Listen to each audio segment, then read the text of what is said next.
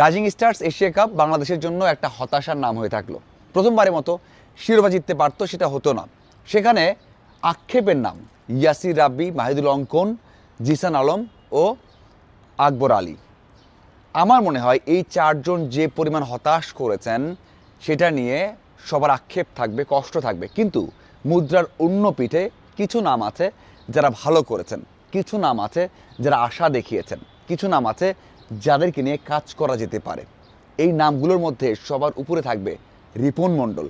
রিপন মণ্ডল এর আগেও এ দলে খেলেছেন, এইচপিতে খেলেছেন, জাতীয় দলের সাইড ম্যাচগুলো খেলেছেন, কিন্তু এইভাবে আলোচনায় আসেননি। কারণটা হচ্ছে তার ইয়র্কার অথবা ব্লক হল বলগুলো, মানে এমন বল করেছেন, বলে কয়ে এই দুইটা বল করেছেন, তাতে তাকে যে কোনো সময় জাতীয় দলে নেওয়াই যায়। অনেকেই আলোচনা করছেন এখন, এবং আমারও বিশ্বাস, আমিও যে খেলা দেখেছি তাতে মনে হয় এমন বলে কয়ে এবং এত বেশি ব্লক হল অথবা ইয়র্কার বল বাংলাদেশের অন্য কোনো বোলার করতে পারেন না বা করতে পারেননি এর আগে। হ্যাঁ, আপনি বলতে পারেন ভাই অনেক বেশি বেশি বলছেন, কিন্তু না, যারা খেলা দেখেছেন, যারা বিভিন্নভাবে ফলো করেছেন, তারা নিশ্চিতভাবেই আমার সাথে একমত হবেন। সেদিক থেকে আমি বলতে চাই যে রিপন মণ্ডল নিজেকে জাতীয় দলে আসার পর্যায়ে নিয়ে এসেছেন। পুরো টুর্নামেন্টে 20 ওভার বল করেছেন, 5 ম্যাচে রান দিয়েছেন ইকোনমি 7 করে, এবং 11টা উইকেট নিয়েছেন।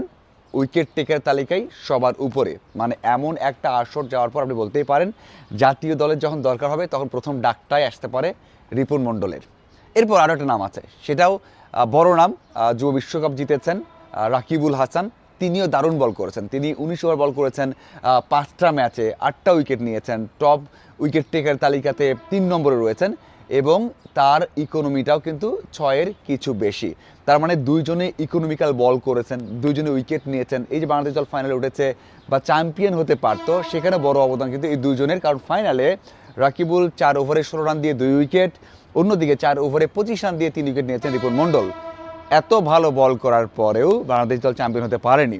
এই দুজন যে কোনো সময় জাতীয় দলে আসতে পারে, সে বিশ্বাসটা আমি করি। কারণ দুজন জাতীয় দলের আন্ডারে ছিল, জাতীয় দলে ম্যাচ খেলা হয়নি, জাতীয় দলে পরিকল্পনা ছিল, স্কোয়াডে তো ছিলেন রাকিবুল, সব কিছু মিলিয়ে তাদের ম্যাচটা খেলা হয়নি।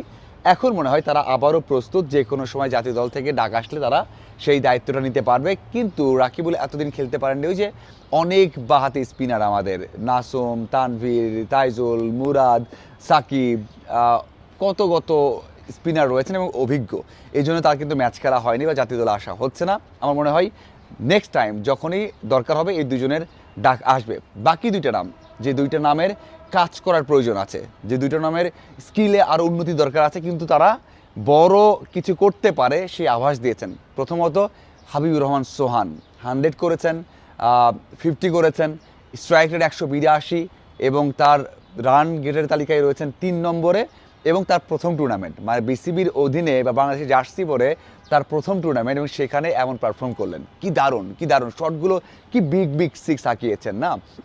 সূর্যবংশী সর্বোচ্চ 22টা ছক্কা হাঁকিয়েছেন এই টুর্নামেন্টে, 21টা ছক্কা হাঁকিয়েছেন হাবিবুর রহমান সোহান। শুনতে ভালো লাগে, কিন্তু ওই যে বললাম কাজ করার জায়গা আছে, সেটা হচ্ছে তার শর্ট রেঞ্জটা বাড়াতে হবে।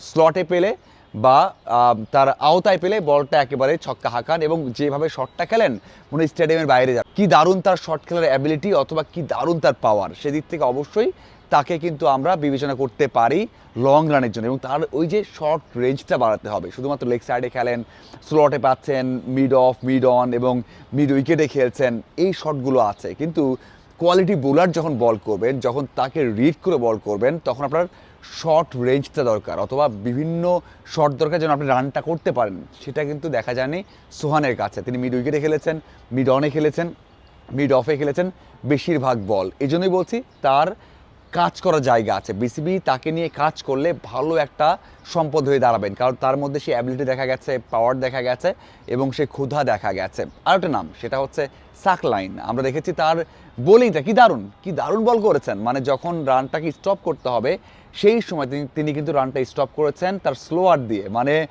এত দারুণ স্লোয়ার করেন, এত স্লোয়ার করেন, মানে এত বেশি স্লোয়ার করতে পারেন, এটা আসলে বাংলাদেশে আর কেউ করতে পারে কি না এটা চিন্তার বিষয় আছে। হ্যাঁ, মুস্তাফিজ বা হাসান মাহমুদ তাদের সাথে তুলনা করছি না, কিন্তু এই পর্যায়ে এসে সাকলাইন বড় কোনো পর্যায়ে ছিলেন না, ডোমেস্টিক খেলেছেন টুকটাক, আমরা দেখেছি টুকটাক, কিন্তু যে ধরনের বোলিং এখানেই করেছেন সেটা এক কথায় অসাধারণ। তার ফিটনেস নিয়ে কাজ করার জায়গা আছে, স্কিল নিয়ে কাজ করার জায়গা আছে, কিন্তু আমার মনে হয় এই দুইটার নাম, এই দুজনের সাথে কাজ করলে তারা বড় একটা সম্পদ হতে পারে, বা তারা নিজেদের প্রমাণ করলো যে তারা জাতীয় দলের জন্য আসতে পারে, কিন্তু সেই কাজগুলো করতে হবে। মেহরাবও ভালো, মেহরাব ভালো করেছেন, বল ভালো করেছেন এবং কার্যকর সময়ে কিছু রান করেছেন। তিনিও হয়তোবা জাতীয় দলের রাডারে না হলেও আপাতত এই দলের রাডারে ভালোভাবে থাকবেন, আরও বেশি রান করলে হয়তো জাতীয় দলে আসবেন। আমার মনে হয় এই চারটার নাম খুবই ইম্পর্টেন্ট।